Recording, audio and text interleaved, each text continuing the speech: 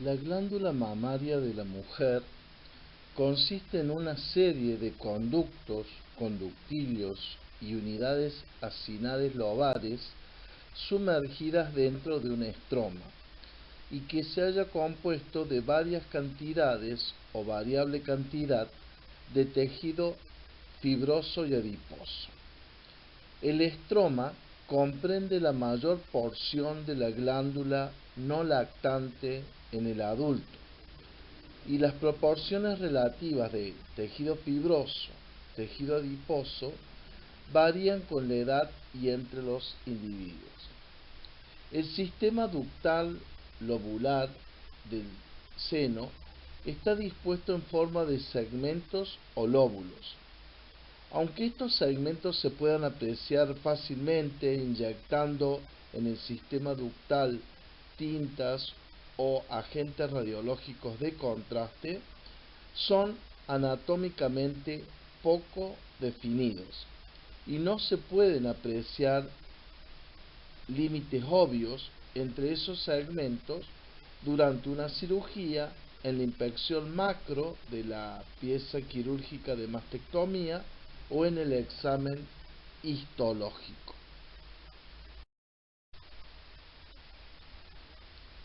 Como dijimos entonces, el tejido mamario se halla constituido por un parénquima y un estroma. El parénquima se halla representado por conductos ramificados que en la porción final están rodeados por un estroma especializado que es sensible al influjo de las hormonas, estrógenos y progesterona. Y el estroma se halla constituido por tejido conectivo de tipo fibroso y adiposo en grado variable. El lobulillo mamario de una glándula en reposo se halla constituido por dos partes. Una parte o capa interna, que es denominada también secretora o luminal, y una parte o porción basal, llamada también capa regenerativa y o contráctil, que que está constituida por las llamadas células mioepiteliales.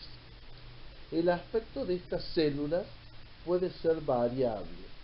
Pueden exhibir un citoplasma prominente y claro, mientras que en otros sectores dichas células pueden adquirir características mioides, es decir, como o con un aspecto semejante al de las fibras musculares lisas.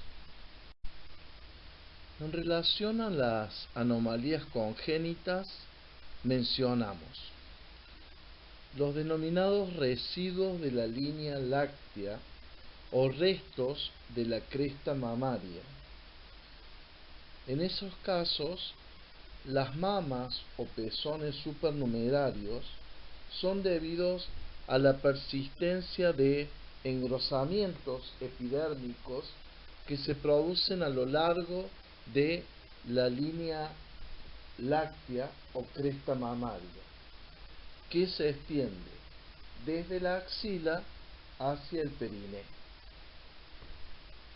Los trastornos que afectan a la mama en una situación normal pueden afectar rara vez a estos focos heterotópicos con respuesta a hormonas y que suelen diagnosticarse porque sufren un agrandamiento premenstrual doloroso.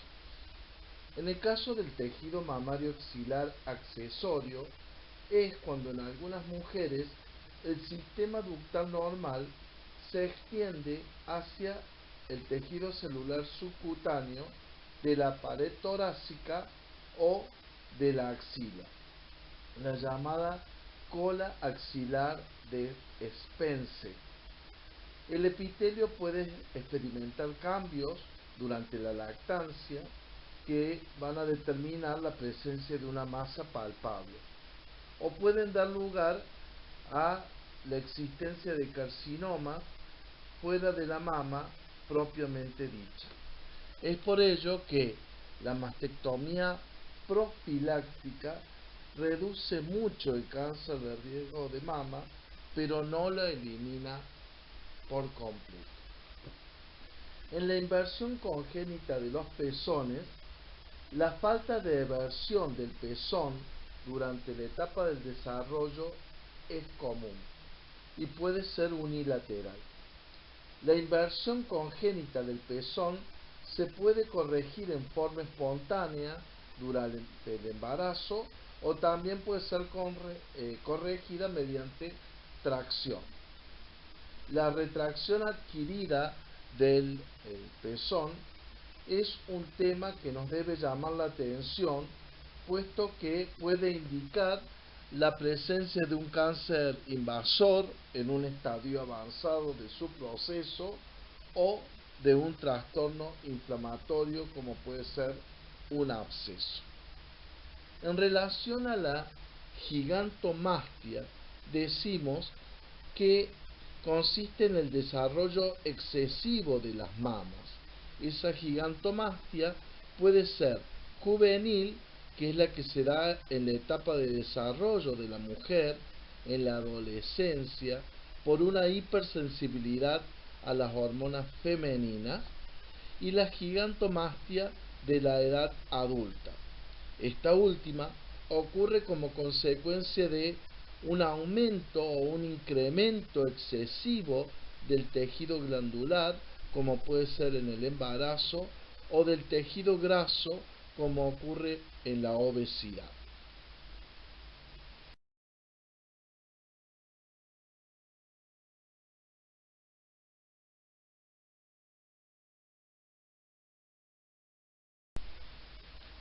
Dentro de lo que es la patología benigna de la mama, vamos a considerar la ectasia ductal, la necrosis grasa, el cambio o enfermedad fibroquística y la inflamación, que como siempre puede ser aguda o crónica, y la infección, que puede dar lugar a la formación de abscesos.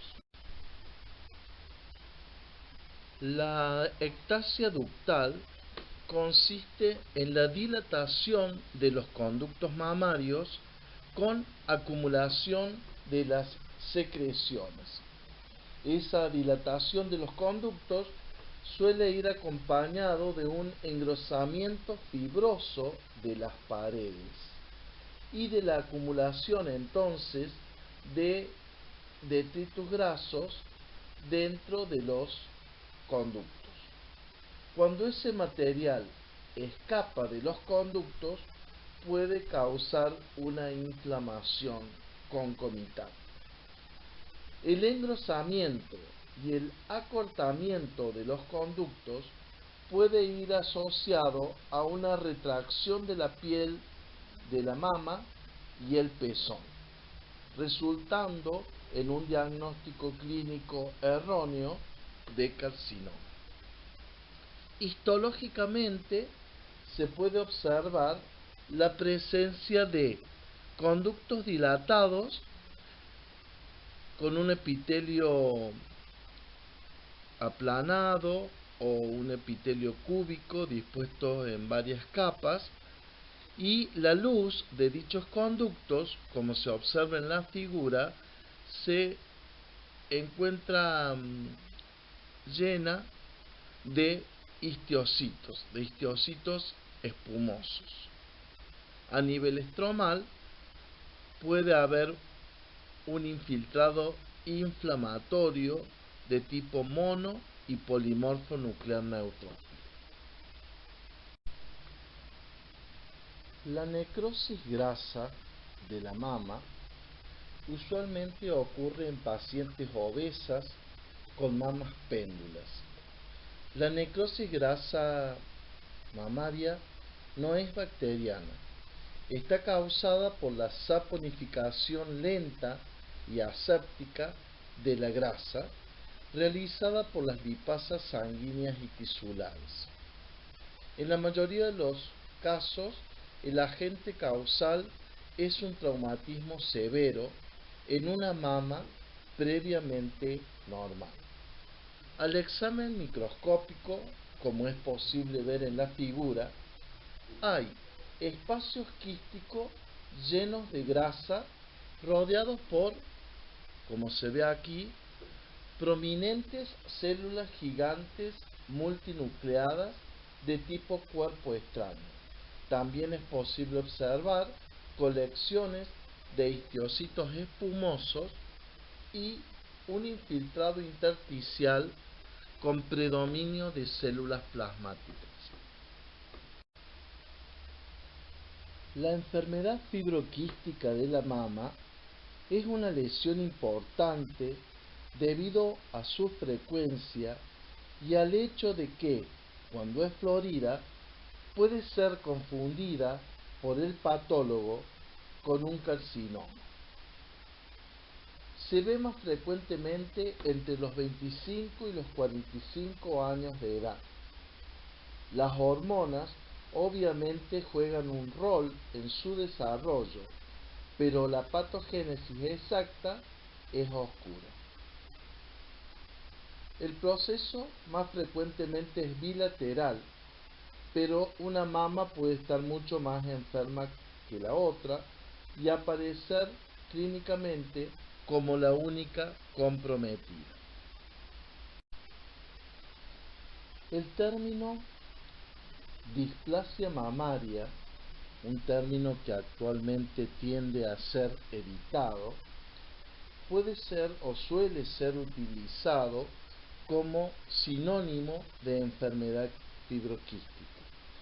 Pero en realidad, las displasias mamarias consisten en una serie de procesos caracterizados por fenómenos proliferativos, metaplásicos e involutivos del tejido mamario. Es decir, que dentro de dicho término, abarcaría a procesos hiperplásicos, la hiperplasia ductal o lobulillar, procesos metaplásicos, como es, por ejemplo, la metaplasia apócrina, e involutivos, haciendo alusión a la atrofia del tejido mamario. Macroscópicamente puede presentarse como una formación nodular, como es posible observar en la figura. El proceso puede ser nodular o puede ser difuso. Al corte se observan áreas de color blanquecino y otras amarillentas con un puntillado amarillento difuso, y también la presencia de pequeños quistes de tamaño variable entre 2 y 5 milímetros de diámetro. Histológicamente se constata dilatación de los conductos que puede llevar a la formación de quistes microscópicos o que pueden ser ya visibles, como dijimos, en el examen macroscópico. Estos quistes pueden contener un líquido claro o amarillento lechoso. Con frecuencia se ven también numerosos quistes de paredes delgadas en el parénquima mamario que rodea un quiste grande. En el examen microscópico, el revestimiento epitelial de la mayoría de esos quistes, especialmente los más grandes, es aplanado o totalmente ausente, teniendo el quiste solo una pared fibrosa. También podemos observar la metaplasia apócrina. Este es un cambio muy común y que se ve más frecuentemente en los conductos dilatados, pero también puede aparecer en los de tamaño normal. La imagen es idéntica, al menos en los cortes coloreados con HE, al revestimiento de las glándulas sudoríparas apócrinas, de allí la designación. Las células individuales suelen ser grandes y contienen núcleos de tamaño mediano y un citoplasma abundante, generalmente rosado. Otro cambio que es posible observar en la enfermedad fibroquística es la fibrosis del estroma. Este cambio está presente casi siempre, pero su extensión es variable. Probablemente sea un evento secundario a la ruptura de los quistes. La inflamación también puede estar presente, sobre todo inflamación crónica, pero no está relacionada con infección y en muchos casos es el resultado de la ruptura de los conductos con liberación de la secreción en el estroma. La hiperplasia ductal es el componente más importante y problemático de la enfermedad fibroquística y el que se considera el cambio más significativo. Puede comprender o comprometer a los conductos grandes, a los medianos o a los terminales. Los patólogos ingleses prefieren el término de epiteliosis para este cambio morfológico. Como observamos en la imagen microscópica de esta fotografía, hay cambios proliferativos, conductos dilatados. Esos cambios proliferativos pueden formar como verdaderos proyecciones, como se ve allí, endoluminales, que pueden ser lo suficientemente floridas para llevar a un diagnóstico erróneo de carcinoma. Los procesos inflamatorios del tejido mamario se suelen presentar clínicamente con las características de la inflamación aguda, con los llamados signos cardinales de la inflamación aguda, como son tumor, rubor, calor y dolor. Las inflamaciones comprenden las mastitis aguda, la presencia de abscesos mamarios y las mastitis crónicas, dentro de las cuales se hallan presentes las de tipo granulomatoso. En esta fotografía es posible observar las características clínicas del proceso inflamatorio afectando al tejido mamario, es decir, la mama hinchada, tumefacta, eritematosa y seguramente dolorosa.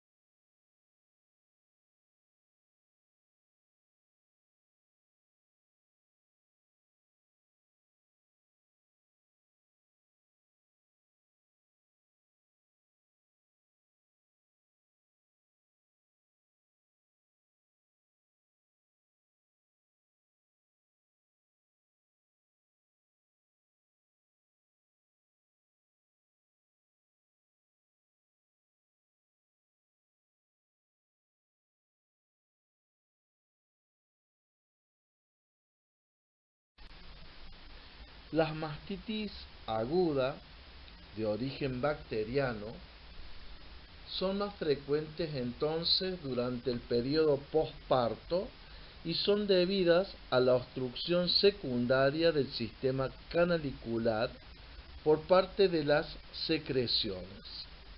Las mastitis agudas se presentan clínicamente, como ya lo hemos dicho, con los signos cardinales de la inflamación, como es posible también apreciar en este esquema del Netter, en o del libro de Netter en la parte derecha de la fotografía.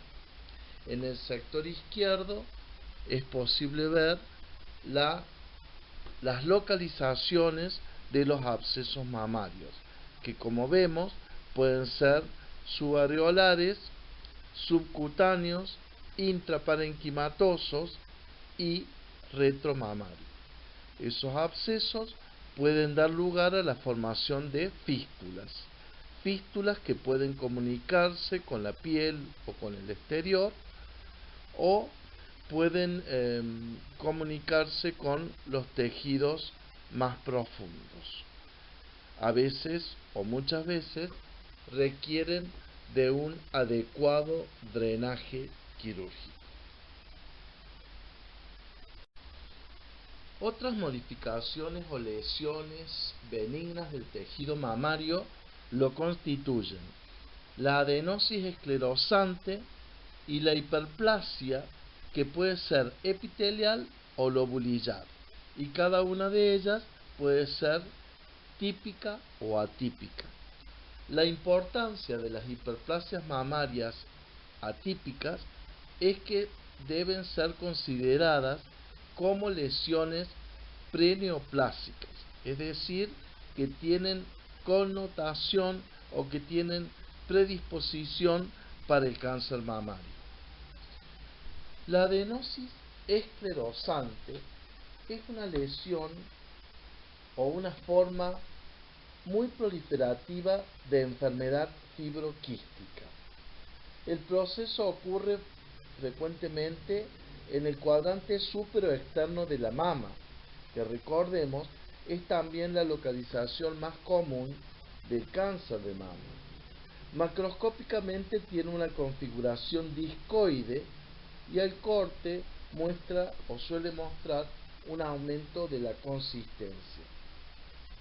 Desde el punto de vista histológico, la característica de identificación más importante es la arquitectura de la lesión, cuando uno la observa a menor aumento, donde se ve un área central distorsionada de lóbulos y conductos mamarios, rodeado por una proliferación glandular extremadamente celular, pero que retiene el aspecto lobular, cosa que no es posible observar generalmente en el cáncer.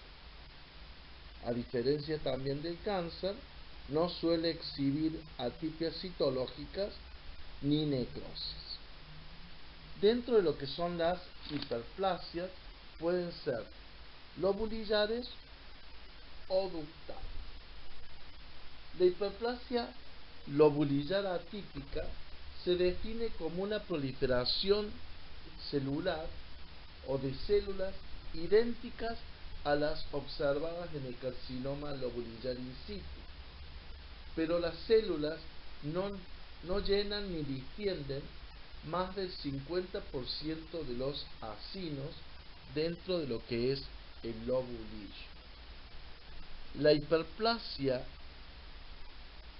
ductal atípica se reconoce por su semejanza histológica con el carcinoma ductal in situ y consiste en una proliferación relativamente monomorfa de células dispuestas en forma regular, a veces conformando espacios cribriformes. Se diferencia del carcinoma ductal in situ porque suele ser una lesión limitada y porque solo rellena los conductos de manera parcial. En relación a los tumores de la mama, como siempre podemos clasificarlos en tumores benignos y tumores malignos.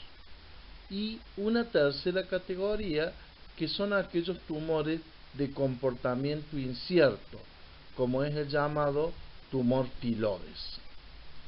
Dentro de los benignos, el más frecuente por lejos es el fibroadenoma. Y dentro de los malignos, al ser la mama una glándula, el tumor más frecuente es el adenocarcinoma, o simplemente denominado carcinoma mamario. Los fibroadenomas de la mama son frecuentes en mujeres de 20 a 35 años de edad. Suelen aumentar de tamaño durante el embarazo, mientras que tienden a desaparecer a medida que aumenta la edad de la paciente. Al examen macro, como se observa en la fotografía, suelen ser solitarios, pero en el 20 de los casos pueden ser múltiples.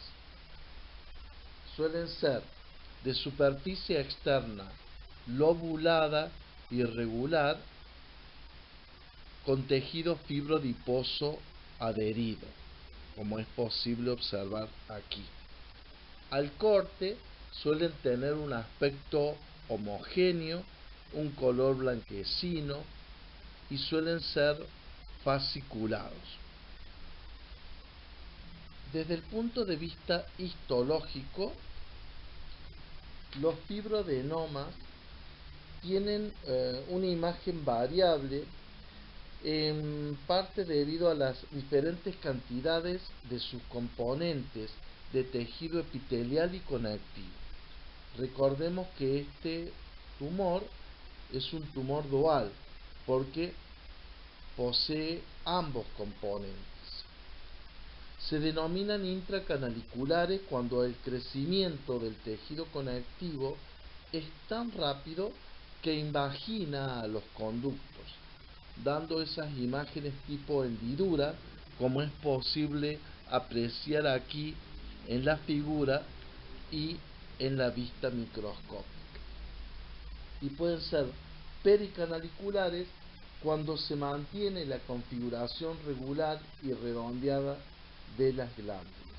Frecuentemente en una misma lesión pueden estar presentes ambos componentes. Los conductos de un fibroadenoma suelen estar revestidos por células cúbicas o cilíndricas de núcleos redondos y uniformes. El estroma suele estar compuesto de un tejido conectivo laxo, rico en mucopolisacáridos.